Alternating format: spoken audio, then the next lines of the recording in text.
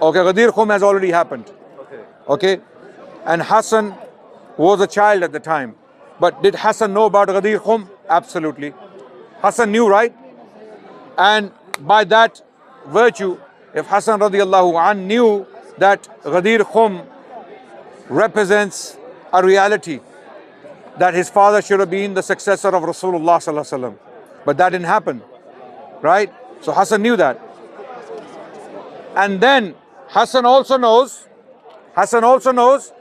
that it was Abu Bakr and Umar and Uthman who deprived Ali of his right. They should not have taken that position of Khilafah before Ali.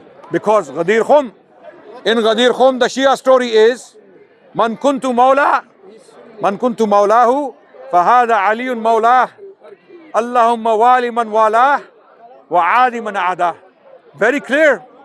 The Shia deduction or the Shia reading of this hadith is that Rasulullah is announcing sallallahu alaihi wasallam that Ali will be the Khalifa after me. He will be the Imam after me. Okay? This didn't happen. And Ali does not fight for it. Ali does not fight for it. Ali surrenders. Ali radiallahu anh, he gives bay'ah to Abu Bakr, albeit 6 months later. Okay?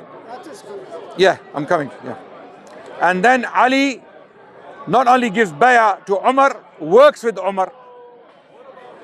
For 12 years, Ali prays with the Muslims in the masjid, behind Umar bin Khattab, without questioning his authority, without fighting him.